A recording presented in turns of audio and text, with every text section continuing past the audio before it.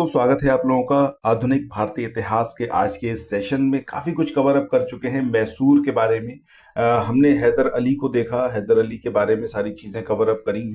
पहला Anglo Mysore war, इसके संदर्भ में सारी बातें कवर अप करी थी। कौन सी ट्रीटी के साथ में ये एंड हुआ था, उसके बाद सेकेंड एंग्लो मैसूर वॉर हमने फिनिश कर लिया। आज पढ़ेंगे तीसरे एंग्लो मैसूर वॉर के बारे में देखेंगे, चौथे एंग्लो मैसूर वॉर के बारे में देखेंगे। उसके बाद हम टीपू सुल्तान और बेगम समरू से संबंधित उन सभी चीजों को कवर अप करेंगे जो अब तक एग्जामिनेशन में पूछे गए हैं और आगे पूछे जा सकते हैं।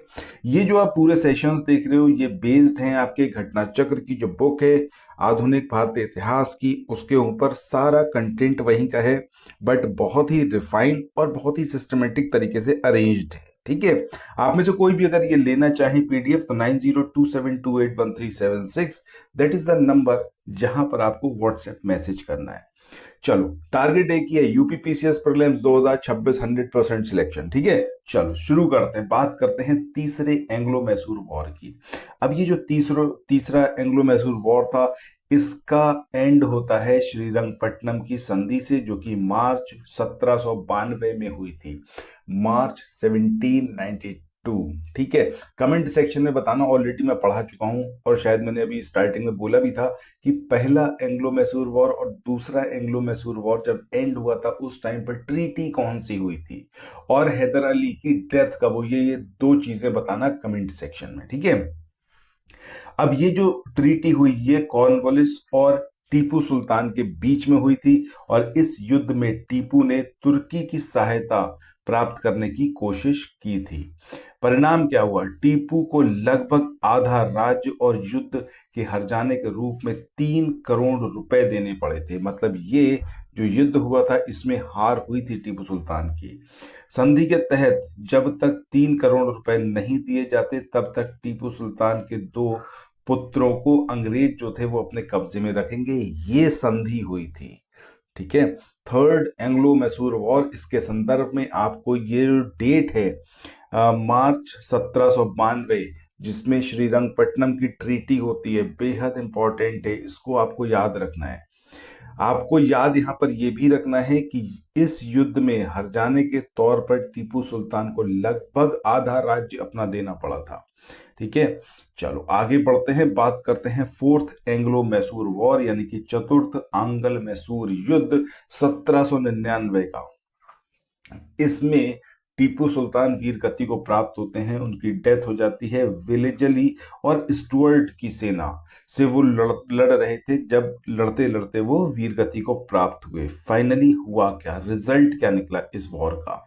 मैसूर की गद्दी पर कृष्णराज, जो कि अडयार वंश का एक बालक था, उसको बैठा दिया गया। कनारा, कोयम्बटूर और श्रीरंगपट्टनम को ब्रिटिश साम्राज्य में मिला दिया गया। इस युद्ध में विजय के बाद जो है आयरलैंड के लॉर्ड समाज ने वेलेजली को मार्कविस की उपाधि दी। तो यहाँ पर आपको वेलेजली का नाम याद रखना है, स्टुअर्ट का नाम याद रखना है, साल 1799 याद रखना है, जब चौथे एंग्लो मैसूर वॉर में अंग्रेजों से लोहा लेते हुए टीपू सुल्तान वीर गति को प्राप्त हुए। अब एक बार जब टीपू सुल्तान की डेथ हो जाती है, वो वीर गति को प्राप्त हो जाती है, तो ऑब्वियस सी बात है फिर मद्रास पर कब्जा अंग्रेजों का होना ही था। उन्होंने अपनी एक कठपुतली कृष्णराज के रूप में, जो कि अडयार वंश का एक बालक था, उसको बैठा दिया। ठीक है, आगे बढ़ते हैं, बात करते हैं टीपू सुल्तान की। काफी कुछ अभी हमने देखा टीपू सुल्तान के संबंध में। हमने देखा थर्ड एंग्लो मैसूर वॉर, हमने देखा फोर्थ एंग्लो मैसूर वॉर। आप देखो ध्यान से, तो ये जो मैसूर साम्राज्य था जो ब्रिटिश से हार गया, उसका रीजन सिर्फ यही था कि यहाँ पर जो अपने थे उन्होंने धोखा दिया था। ठीक है, सो जब तक वो कहते हैं ना कि लंका, अगर मतलब लंका ढहती नहीं, लंका में जो है विजय प्राप्त नहीं कर पाते श्री राम, अगर वहां पर विभीषण नहीं होता। ठीक है, तो वही चीज आप देखो पूरी इंडियन हिस्ट्री में भरी पड़ी है। मॉडर्न इंडियन हिस्ट्री में इतने ज्यादा आपको मिलेंगे धोखेबाज जो दूसरों से मिलके अपनों को हरा दिए। ठीक है, चलो बात करते हैं टीपू सुल्तान की। कैपिटल थी श्रीरंगपट्टनम। जैकोबियन क्लब की स्थापना इन्होंने की थी। श्रृंगेरी मंदिर में शारदा देवी की मूर्ति का निर्माण करने के लिए इन्होंने फाइनेंस भी किया था। तो इससे इनके मतलब धर्म के प्रति जो एक कठोरता या फिर हम कहें तो कट्टरता नहीं थी इनके अंदर, वो चीज रिफ्लेक्ट होती है। इन्होंने अपनी कैपिटल में फ्रांस और मैसूर की मैत्री का एक प्रतीक स्वतंत्रता का वृक्ष, ठीक है, ट्री ऑफ फ्रीडम, इसको भी इन्होंने लगाया था।